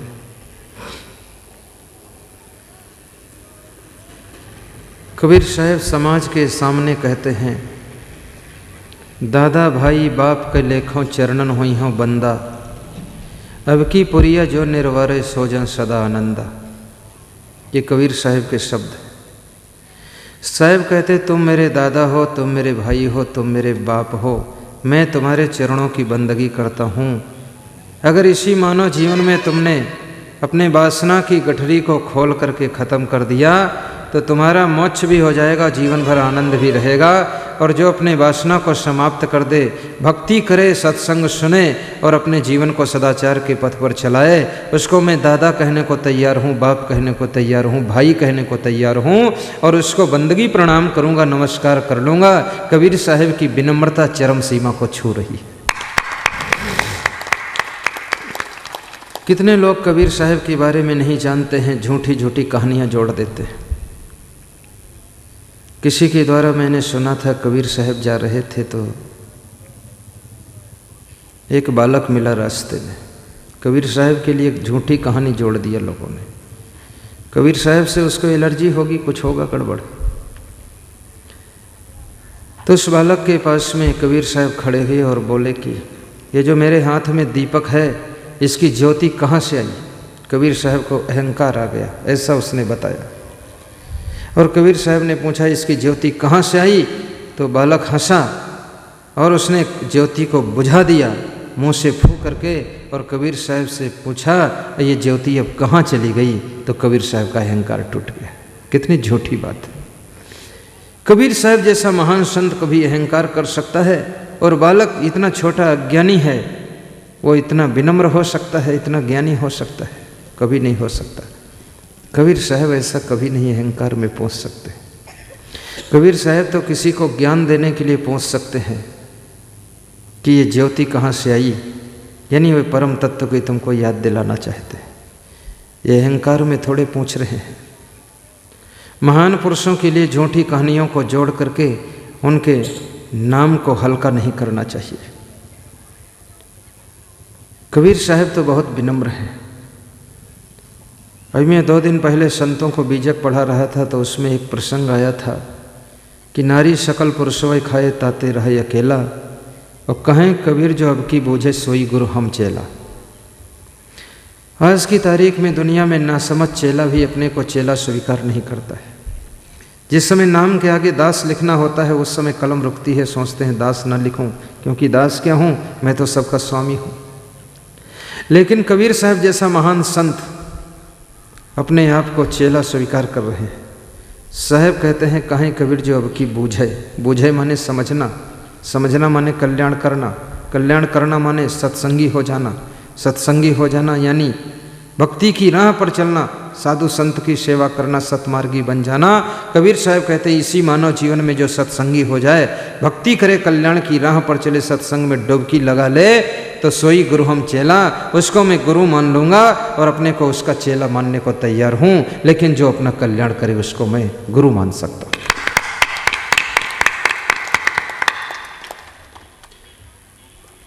आज की तारीख में अपने गुरु को तो गुरु मानना मुश्किल हो जाता है। आदमी गुरु से भी अकड़ जाता है और कभी कभी कहने लग जाता, हजारों ज्ञान मिला है उनके द्वारा, ना जाने कितना सहारा मिला है कल्याण मार्ग में चलने का, और फिर भी अहंकार में जोश में कहता है आदमी, क्या तुम मेरे गुरु हो, क्या वो मेरे गुरु हैं? अरे गुरु हैं लेकिन तुम मानोगे नहीं क्योंकि तुमको अहंकार है। और कबीर साहब पूरी दुनिया के लिए ढिढोरा डिमडिम घोष कर देते हैं कि उसको मैं गुरु मानता हूँ जो सतमार्ग पर चलने लग जाए और मैं उसका शिष्य बन जाऊँगा। ये कबीर साहब में विनम्रता का बहुत बड़ा गुण था। इसलिए कबीर साहब के कितने शब्द पढ़ो, सभी जगह उन्होंने कहा, कहीं कबीर सुनो भाई साधु। संतों को भाई भी कहा है कि हे साधु भाई। संतों को छोटा नहीं माना। कबीर साहब कहते, कहीं कबीर सुनो भाई साधु, हे संत भाइयों सुनो, तो हम तुम बराबर हैं दोनों। जैसे राम में विनम्रता का गुण बहुत था, हनुमान जी से भी कहते हैं, तुम मेरे ऐसे प्रिय हो जैसे मेरा भाई भरत प्रिय है। तुम में मेरे भाई भरत का गुण दिखाई देता है, वही प्रेम की झलक दिखती है। कभी कभी हनुमान तुम्हारे भीतर भरत का रूप दिखाई देता है। तुम और भरत में कोई फर्क नहीं है। तुम मम प्रिय भरत ही सम भाई, रघुपति की ही बहुत बड़ाई है। दूसरों की प्रशंसा करने का गुण भी आपके अंदर विकसित होना चाहिए। दूसरों की प्रशंसा करना भी बड़ा कठिन होता है। जब तुम दूसरों की प्रशंसा करते हो, तुम्हारा अहंकार दुखी होने लग जाता है। तुम्हारे अहंकार को ठेस लगती है, क्या ये मेरे से बड़ा है जो मैं इसकी प्रशंसा करूं? इसमें कौन सा गुण है? लेकिन याद रखना, जब दूसरों की तो प्रशंसा करते हो, तुम्हारे में प्रशंसा करने का गुण, नम्रता का गुण विकसित होता है, जिसके कारण तुम और थोड़ा बड़े हो जाते हो। इसलिए दूसरों के गुणों की प्रशंसा करने में कभी पीछे मत रहना, और दूसरे लोग जो अच्छा काम करते हैं उनको धन्यवाद भी देना। कल मेरे संतों के साथ में मेरी मीटिंग थी, तो एक संत ने कहा कि मैंने देवकर जी को धन्यवाद दे दिया मोबाइल में तुरंत। तो मैंने कहा क्यों दिया? तो बोले उनके प्रयास से, उनके पुरुषार्थ से टीवी चैनल पर सत्संग समागम आया है गुरुदेव का, इसलिए मैंने तुरंत मोबाइल लगाकर उनको बोल दिया कि आप धन्यवाद के पात्र हो, जो आपने प्रयास करके इतना मेहनत करके टीवी चैनल पर प्रोग्राम लाए हो। और संत बोले मैंने भी धन्यवाद दे दिया है। कुछ बोले अब यहाँ आएंगे तब हम धन्यवाद दे देंगे। आपके परिवार में धन्यवाद देने का प्रोग्राम चलना चाहिए। अगर आपकी पत्नी ने भोजन अच्छा बनाया है तो भोजन बनाने के लिए उसको धन्यवाद दीजिए। अगर आपके पति ने अच्छी मेहनत करके पढ़ाई करके कलेक्टर की पोस्ट पर पहुंचा है तो आप उसको धन्यवाद देना। अपने पति को ऐसा वैसा मत समझना, उसकी वजह से तेरा सम्मान है। वो कलेक्टर है इसलिए तुम्हारा जलवा है, लेकिन पढ़ाई उसने किया है, जलवा तुम मार रही हो। इसलिए उसको धन्यवाद देना कि आपने इतनी अच्छी पढ़ाई न की होती तो शायद मैं आपकी पत्नी बनती तो साधारण पत्नी कहलाती, अब मैं कितनी बड़ी पत्नी कहला रही।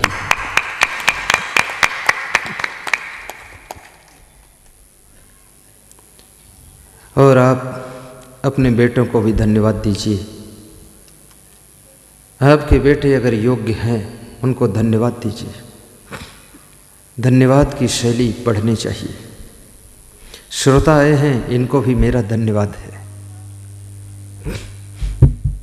क्योंकि अमूल्य समय निकाल करके आप मेरे प्रेम स्नेह में पधारे हुए हैं। ये कोई कम बात नहीं। आपके पास में 1 मिनट भी समय खाली नहीं है। जब लोग कहते हैं मेरे पास मरने की भी फुर्सत नहीं है, फिर भी सत्संग में जो लोग मेरे साथ में 3-3 घंटे बैठे रहते हैं, याद रखना वे कितना मेरे प्रति प्रेम रखते हैं, सत्संग में कितनी रुचि है, उनको ये व्यास गादी धन्यवाद दे रही है। हमारे साथ में जो संत हैं ये बहुत धन्यवाद के पात्र हैं। इन्होंने अपना जीवन दान किया है। कोई धर्म प्रचार के लिए मेरे चरणों में, आश्रम की सेवा के लिए, भंडारा के लिए धन दान करता, अन्न दान करता है, वस्त्र दान करता है, लेकिन हमारे साथ में जो संत हैं इन्होंने अपना जीवन ही दान कर दिया है कि ये पूरा जीवन आपके चरणों में है, न वेतन लूंगा न कुछ लूंगा, फ्री आप कास्ट आपकी सेवा में जिंदगी दांव पर लगा दूं। ये धन्यवाद के पात्र है। वास्तव में देखा जाए तो संतों का ऋणी रहेगा संसार। संसार के इंद्रिय भोगों के सुखों को छोड़ करके संत महात्मा ब्रह्मचर्य का पालन करते हुए पूरे संसार में चेतना पैदा करने के लिए दिन रात स्वाध्याय और तप तपस्या करके और संसार के दुखों को, समस्याओं को कम करने के लिए प्रवचन भी देते हैं, ग्रंथ भी लिखते हैं और साथ साथ में आपको न जाने किस किस तरीके से भक्ति कराते हैं ताकि आपके अंदर जो जोश खरोश है, क्रोध का राक्षस वो ठंडा रहे, आपके अहंकार का भूत निकल कर बाहर हो जाए, आपके जीवन में सुख शांति की सरिता बहती रहे। इसलिए संत दिन रात मेहनत करता है, तो उसकी तन मन धन से अगर आप सेवा करते हैं तो भी उसके ऋण से ऋण तब होंगे जब उसके ज्ञान को जन जन तक पहुंचाने का बीड़ा उठा ले।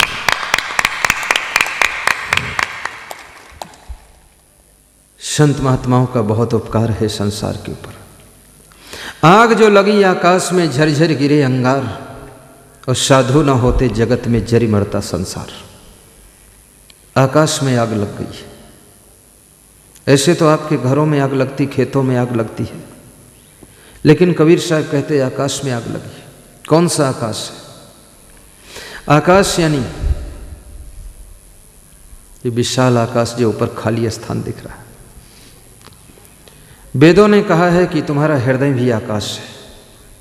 हर मनुष्य के हृदय रूपी आकाश में काम, क्रोध, लोभ, मोह की आग लगी हुई है। झरझर गिरे अंगार,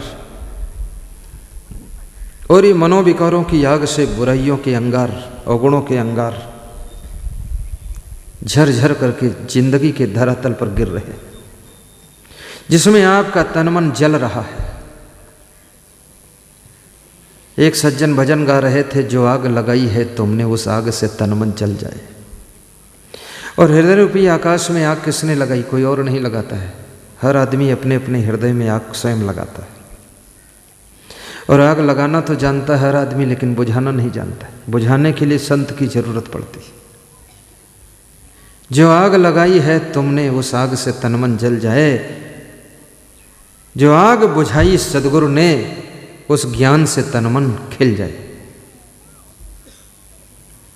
जो आग लगाई है तुमने उस आग से तन मन जल जाए। जो प्यास बुझाई सदगुरु ने उस ज्ञान से तन मन खिल जाए। जो आग लगाई है तुमने उस आग से तन मन जल जाए। उस आग से तन मन जल जाए। उस आग से तन मन जल जाए। कभी कभी आप संसार में परेशान हो जाते हो, तब कहते हो कि मेरे कलेजे में आग लगी हुई है। कभी कभी इंसान कहता है कि मैं दुनिया की आग में जल रहा हूँ, संसार की भट्ठी में सुलग रहा हूँ। बड़ी विचित्र बात है। वास्तव में काम क्रोध की आग को बुझाने वाले केवल संत महात्मा ही हैं, जो अपने ज्ञान के जल की बरसात से बुझाते हैं। आग जो लगी आकाश में झरझर गिरे अंगार, और साधु न होते जगत में तो जरी मरता संसार। आपके भीतर लगी हुई आग बुझे, आपको शीतलता प्राप्त हो, ऐसी मैं शुभकामना करता हूं।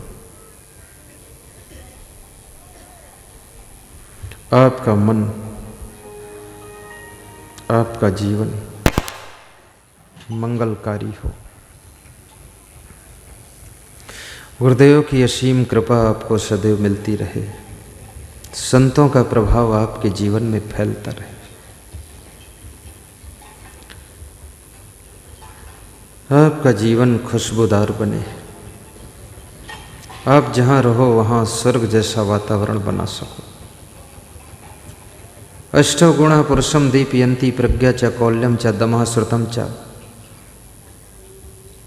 पराक्रमश्च च बहुभाषिता च दानम यथाशक्ति कृतज्ञता च। महात्मा विदुर से धृतराष्ट्र पूछ रहे हैं कि वे कौन से गुण हैं जिसकी वजह से मनुष्य दीपक की तरह प्रकाशित होता है। विदुर जी कहते हैं 8 गुण ऐसे हैं जो मनुष्य को दीपक के समान प्रकाशवान बना देते हैं। अष्टौ गुणः पुरुषं दीपयन्ति प्रज्ञा च कौल्यं च दमः श्रुतं च। प्रज्ञा यानी जिनको परम ज्ञान है, कौल्यम यानी जिनके कुल आचार विचार पवित्र है। तीसरी चीज, जिन्होंने इंद्रियों को दमन कर रखा, कंट्रोल कर रखा, जिन्हों शास्त्र ज्ञान है, चौथा गुण। पांचवा गुण जो पराक्रमी है, कभी हिम्मत नहीं हारते हैं, धैर्य टूटता नहीं है।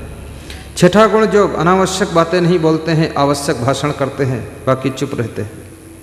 मितभाषी हैं, बकवासी नहीं है, प्रपंची नहीं है, प्रवचन देते हैं, प्रपंच नहीं देते हैं। ये छठा गुण। सातवां गुण जो यथाशक्ति दान भी करते हैं। किसी ने 50 रुपये दान दिया, लेकिन उनकी हैसियत अच्छी है तो उन्होंने 50,000 दान दिया।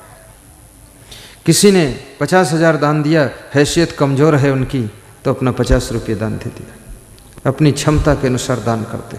दानम यथाशक्ति कृतज्ञता चा। और जो दूसरों के उपकार को कभी भूलता नहीं है, धन्यवाद देता रहता है। ये 8 गुणों से संपन्न व्यक्ति इस संसार में दीपक के समान प्रकाशवान हो जाता है। वो जहाँ रहता है उसके आसपास में पतंगे की तरह लोग इकट्ठे होते हैं और उसकी रोशनी इस सारे संसार को मिलती रहती है। इसलिए अपने भीतर 8 गुणों को पैदा करना चाहिए।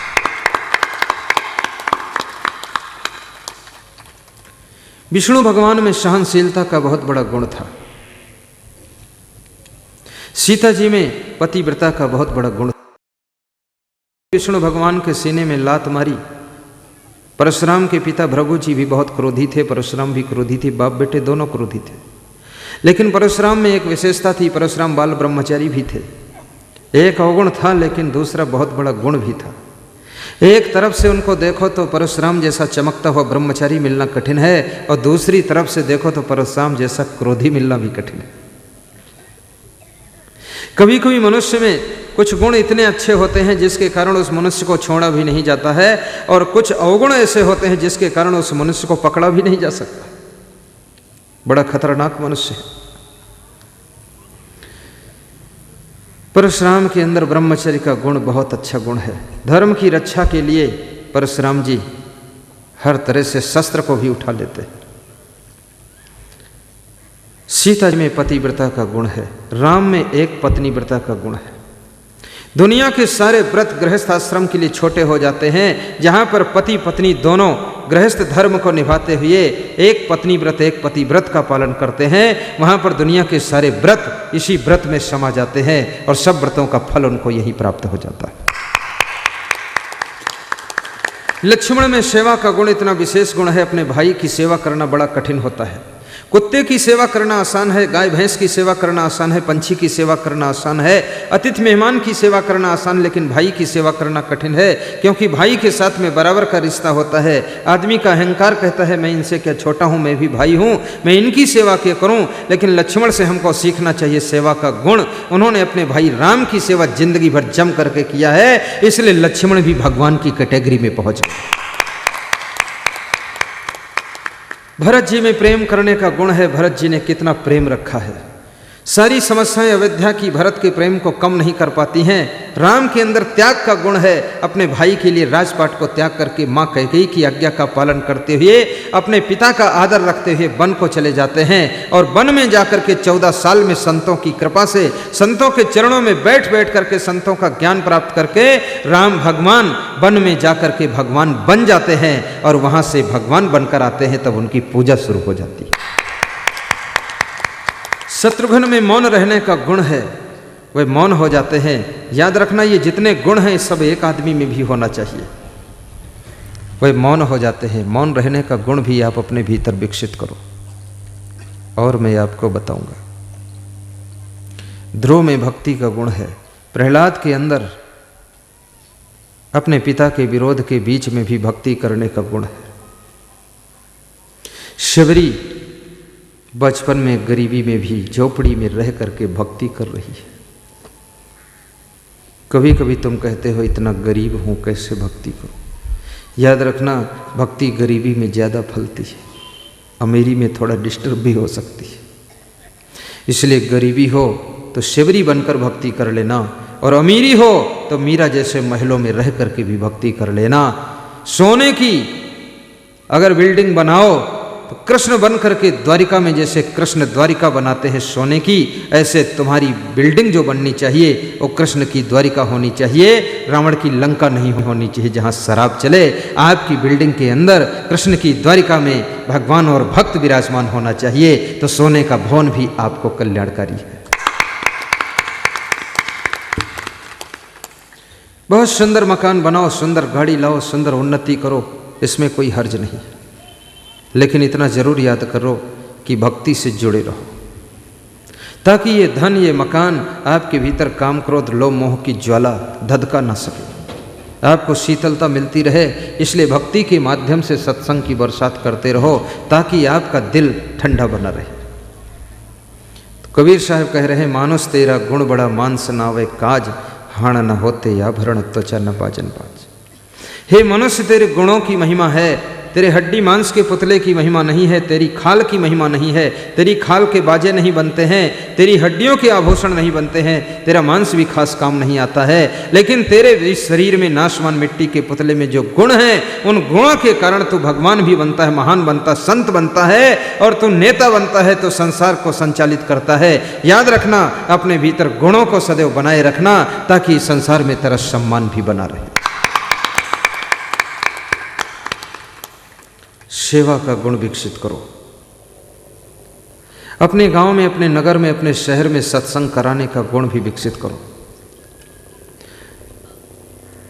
कांतिलाल भाई को जितना धन्यवाद दिया जाए वो थोड़ा है, जो उन्होंने अपने ससुराल गांव का याद रखा कि वहां सत्संग कराऊं, और उनकी पत्नी, उन्होंने भी अपने जन्म स्थान को धन्य कर दिया। हर बेटी में अगर ऐसा गुण हो जाए कि अपने जन्म स्थान में संतों को ला करके प्रवचन करा दे, तो कोई गांव बाकी ही नहीं रह जाएगा, वहाँ बार बार सत्संग हो जाएगा, लोगों का मन पवित्र होगा, लोगों का कल्याण हो जाएगा। भाइयों बहनों, आपका जीवन भक्ति से जुड़े, आप सत्संगी बने, ऐसी मैं शुभकामना करता हूँ, और पधारे हुए सभी श्रोताओं को धन्यवाद देता हूँ, और आपके भीतर बैठे हुए पावन परमात्मा को प्रणाम करता हूँ। साहिब बंदगी, साहिब। सीधे होकर बैठ जाइए और सत्संग विसर्जन का मंत्र बोलिए। घुटनों पर हाथ रख लीजिए, पहली अंगुली अंगूठा जोड़ लो, 3 अंगुलियां फैला लो, सीधे बैठ जाओ, आंखें बंद कर लो, 1 मिनट ध्यान करो।